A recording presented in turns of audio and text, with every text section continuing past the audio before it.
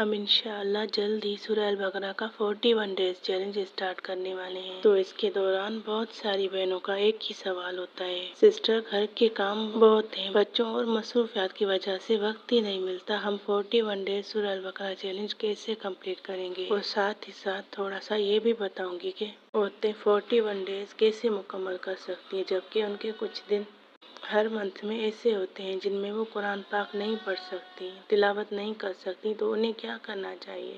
وہ کس طرح 41 ڈیز مکمل کر پائیں گی؟ اور کچھ بہنیں مصروفیت کی وجہ سے مکمل نہیں کر پاتی، تو اگر آپ کے ذہن میں بھی یہ سوال ہے تو آج کی ویڈیو آخر تک ضرور دیکھیے، کیونکہ آج ہم بات کریں گے کہ سورہ البقرہ پڑھنے کا بہترین وقت کیا ہو سکتا ہے، اور اگر ایک ہی بیٹھک میں مشکل ہو تو اسے حصوں میں کیسے پڑھ سکتے ہیں۔ بسم اللہ الرحمن الرحیم۔ السلام علیکم ورحمۃ اللہ وبرکاتہ۔ امید کرتی ہوں کہ آپ سب اللہ تعالیٰ کے فضل و کرم سے خیریت سے ہوں گے۔ اللہ تعالیٰ ہم سب کو صحت، سکون، برکت اور قرآن کریم کے ساتھ سچی محبت اور استقامت نصیب فرمائے، آمین۔ پیاری بہنوں، پچھلی ویڈیوز میں ہم نے 41 ڈیز سورہ البقرہ چیلنج کی تیاری کے حوالے سے بہت سی باتیں کی ہیں، لیکن آج میں آپ سب سے ایک بہت اہم موضوع پر بات کرنا چاہتی ہوں، کیونکہ کمنٹس میں بہت سی سسٹرز کا ایک ہی سوال ہوتا ہے۔ کچھ بہنیں پیریڈز کے دنوں کے لیے پوچھتی ہیں کہ ہم مکمل نہیں کر پاتی، اور کچھ بہنیں کہتی ہیں کہ ہم گھر کے کاموں میں مصروفیت کی وجہ سے، بچوں کی وجہ سے اتنے دن کیسے پڑھ پائیں گی مکمل روزانہ سورہ البقرہ۔ جو کہتی ہیں کہ ہمارے پاس وقت ہی نہیں ہوتا، گھر کے کام ہوتے ہیں، بچوں کی ذمہ داریاں، مہمان، مصروفیات، اور کچھ سسٹرز اس وجہ سے چیلنج شروع کرنے سے بھی گھبرا رہی ہیں۔ انہیں لگتا ہے کہ شاید وہ اس چیلنج کو پورا نہیں کر پائیں گی، اور اس طرح کچھ لوگ انجانے میں کچھ ایسی غلطیاں بھی کر بیٹھتے ہیں جو انہیں مایوس کر دیتی ہیں۔ اسی لیے آج ہم بات کریں گے کہ اگر وقت کم ہو تو ہم کیا کریں، اور سورہ البقرہ چیلنج کے دوران کن غلطیوں سے بچنا چاہیے۔ لیکن میں چاہتی ہوں کہ اس چیلنج کو بوجھ نہ سمجھیں، بلکہ اللہ کے کلام کے ساتھ اپنا تعلق کو مضبوط کرنے کا ایک خوبصورت سفر سمجھیں، اور انشاءاللہ اگر ہم حکمت، پلاننگ اور استقامت کے ساتھ چیلنج کو یعنی اس عمل کو، اللہ تعالیٰ ہمارے لیے آسانیاں پیدا فرمائے۔ تو چلیے آج مل کر ان غلطیوں کو سمجھتے ہیں جن سے بچ کر ہم اس چیلنج کو آسان اور خوبصورت بنا سکتے ہیں۔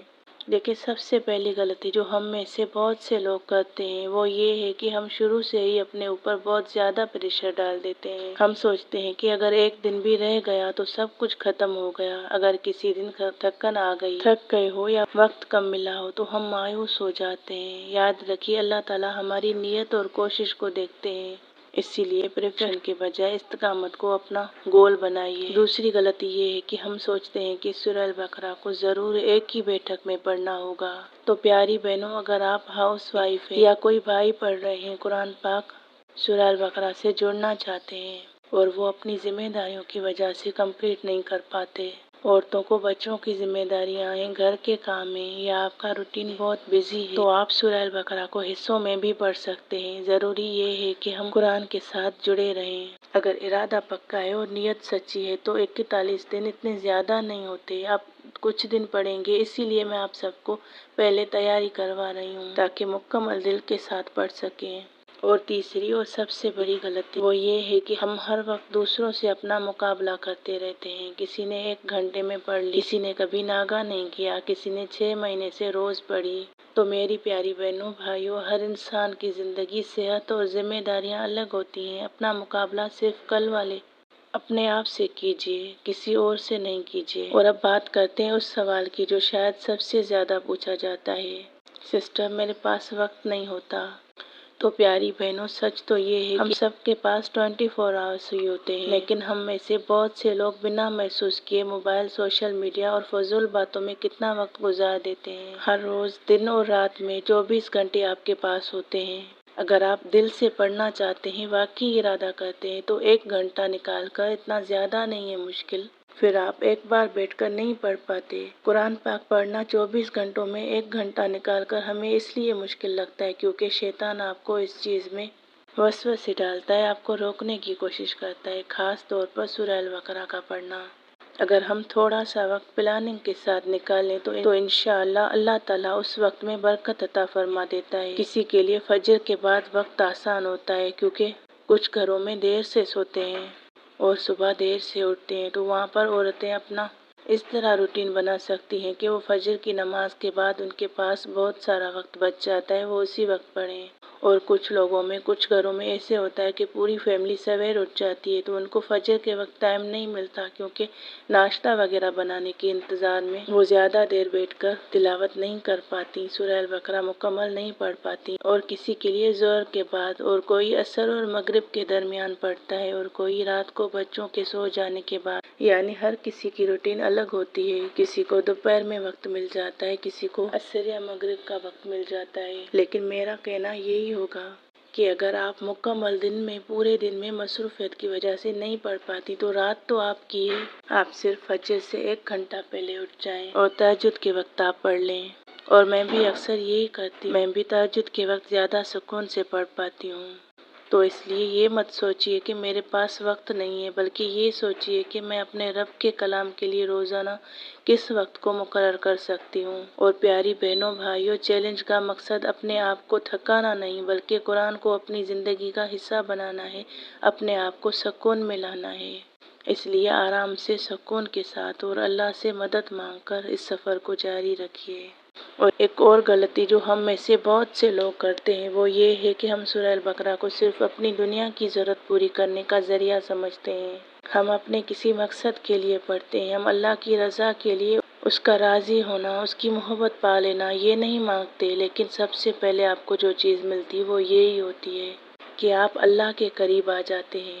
پھر آپ کی زندگی میں رحمتیں، برکتیں اس طرح آتی ہیں جو آپ نے کبھی سوچا بھی نہیں ہوتا۔ تو بالکل اللہ تعالیٰ سے اپنی حاجت ضرور مانگیے، رزق کے لیے، صحت کے لیے، اولاد کے لیے، نیک رشتوں کے لیے، اور ہر پریشانی کے حل کے لیے دعا کرنی چاہیے۔ لیکن اگر ہماری دعائیں فوراً قبول نہ یا ہمیں اپنی مرضی کا نتیجہ فوراً نظر نہ آئے تو مایوس نہیں ہونا چاہیے۔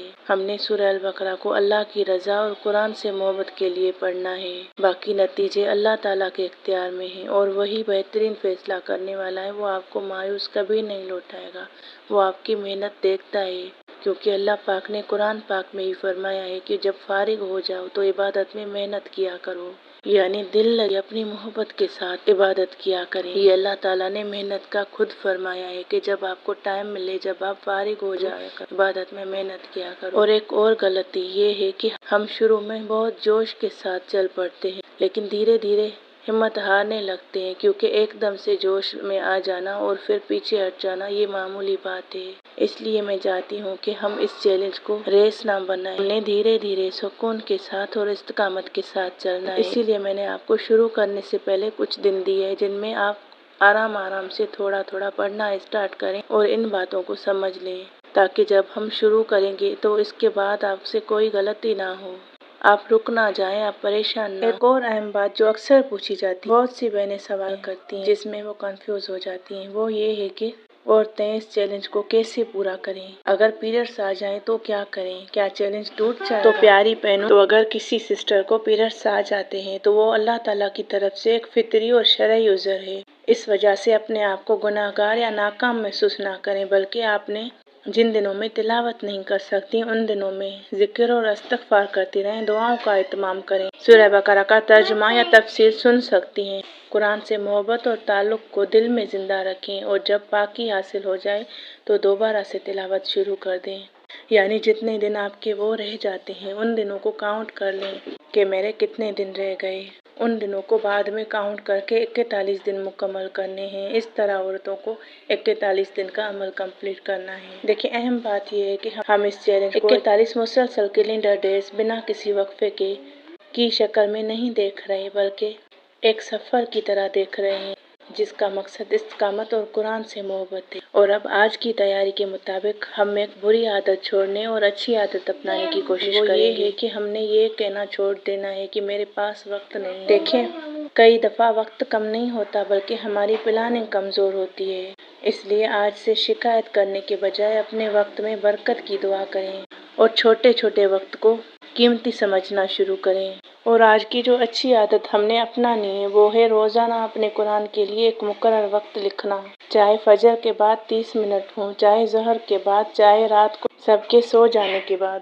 बस एक वक्त फिक्स कर लीजिए और उस पर इस्तिकामत की नियत कर लीजिए। तो प्यारी बहनों, यकीन मानिए अल्लाह ताला के कलाम के लिए निकाला गया वक्त कभी जाया नहीं जाता। हो सकता है आज आपके पास वक्त कम हो, जिम्मेदारियां ज्यादा हो, लेकिन अल्लाह ताला दिलों के इरादे और नियत को देखने वाला है। इसलिए अपने आप को दूसरों से कंपेयर मत कीजिए, मायूस मत होइए और ये मत सोचिए कि मैं नहीं कर पाऊंगी, बल्कि अल्लाह से दुआ कीजिए, या अल्लाह मुझे कुरान के साथ इस्तिकामत अता फरमा और मेरे वक्त में बरकत अता फरमा। और कमेंट में जरूर बताइए आपके लिए सूरह अल बकरा पढ़ने का सबसे आसान वक्त कौन सा है, और क्या आप बुरी आदत छोड़ने की कोशिश करते हैं और अच्छी आदत अपनाने की कोशिश करते हैं। और अगर आप वाकई 41 डेज सूरह अल बकरा चैलेंज के लिए तैयार हैं तो कमेंट में लिखिए, इंशाअल्लाह मैं तैयार हूँ। और इस वीडियो को ज़्यादा से ज़्यादा शेयर कीजिए ताकि जो लोग सिर्फ वक्त नहीं मिलता की वजह से पीछे रह जाते हैं वो भी इस खूबसूरत सफ़र का हिस्सा बन सकें। अल्लाह ताला हम सबको कुरान करीम के साथ मजबूत ताल्लुक, वक्त में